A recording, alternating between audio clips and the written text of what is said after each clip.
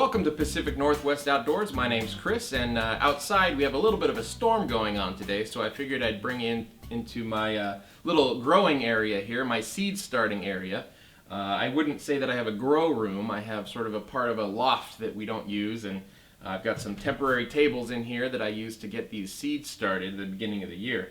You can see I've got a little light stand here. This is just a homemade job. It's PVC, a couple of feet and about 3 feet tall, maybe about almost 4 feet wide. And I'm just hanging this this little plant here. I think this is a T8 bulb. I got this online for about 30 bucks. I put in some chains here so that I can adjust it on each side and bring it up when I need to. And then of course I've got my little reflector here, which is actually just cardboard wrapped in aluminum foil. Seems to work really, really well. My wife made that.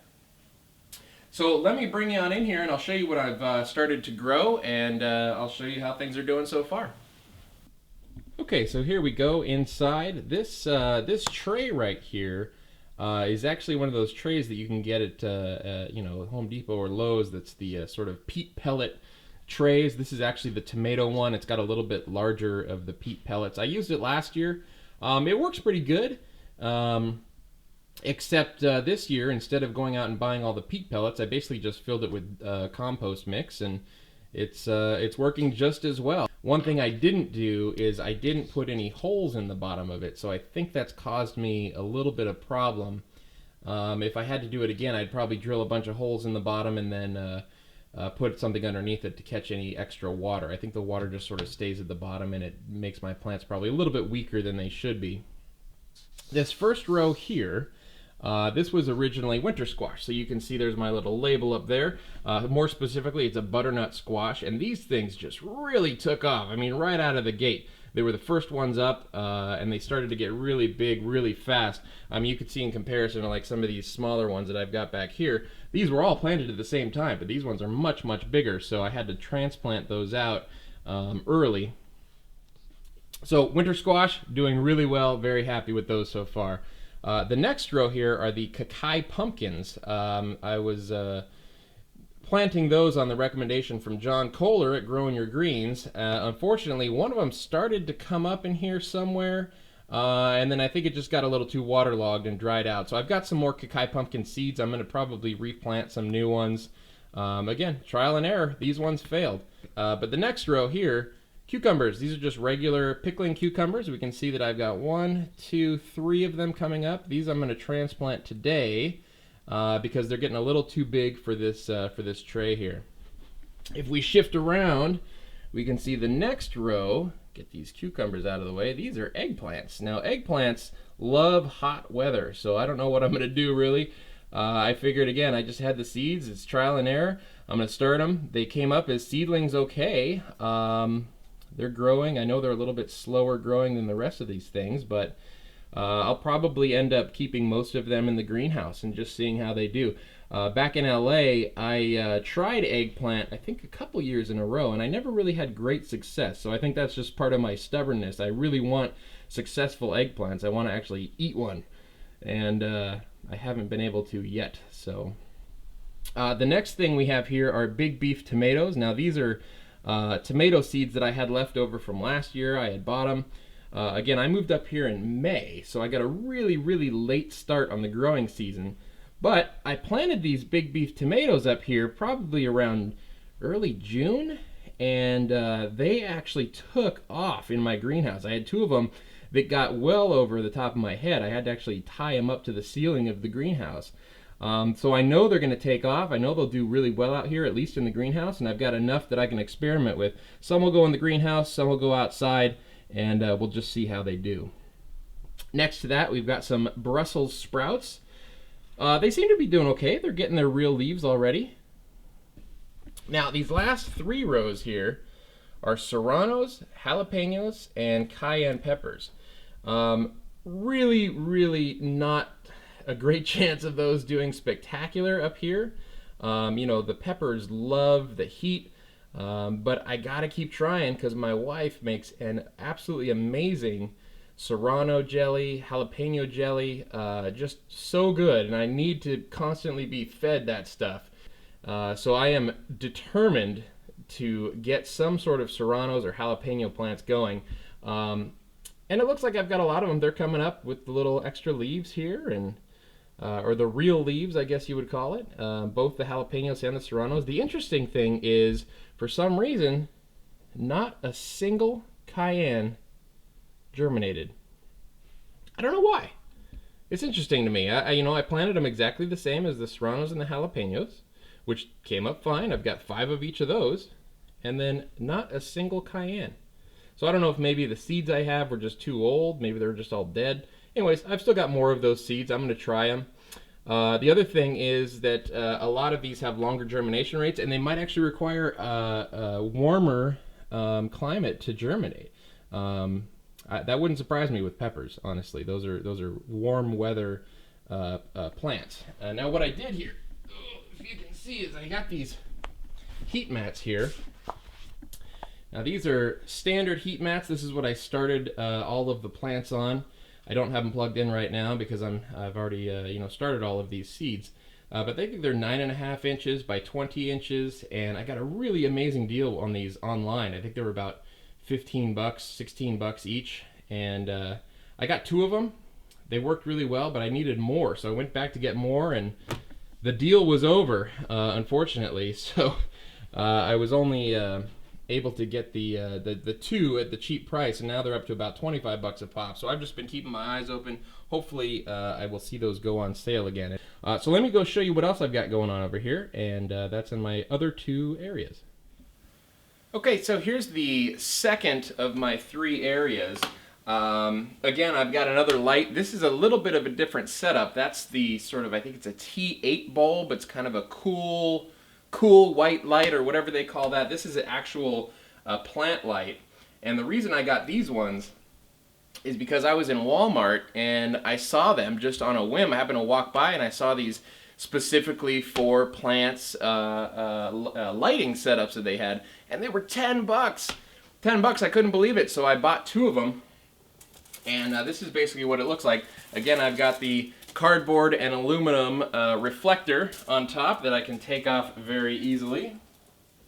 But this is more of an actual plant light, and again, it's just got a switch for on-off, and I mounted it to a 1x2 board, and that's my plant light over here. So it actually works really well. Now in this tray, we've got a little bit of a different stuff going on. I've got radishes. Those are doing pretty well. All of the rest of this is kale. So this is Dino Kale, Dwarf Blue. I've got some Red Russian Kale. These are all coming up, but honestly, they're getting to the point where they need to be transplanted for sure. So it's another thing I'm going to be doing today while I have the time, and while it's stormy outside, is get to some of my transplanting. One thing to note is that in this, this is another one of those sort of peat pod planting systems. In this one, I actually used the peat pods. Everything came up really well, and it's nice to just have to water it in the side over here, and it sort of filters the water all throughout the whole system, keeps it nice and moist, and the plants seem to love it a lot. The one thing that I've found is, for instance, when you have one of these little peat pods, like especially for things like radishes, let's see if I can get this free here. Ooh, yeah, it is time to transplant these. You can see the roots already coming out. See if we can show this to you. The roots already coming out the bottom here. But when you have a plant like this, or the peat pod, the plants have a tough time actually pushing through this mesh. So what I'm going to try this year, last year I just took these and planted them right into the ground, and nothing grew very large.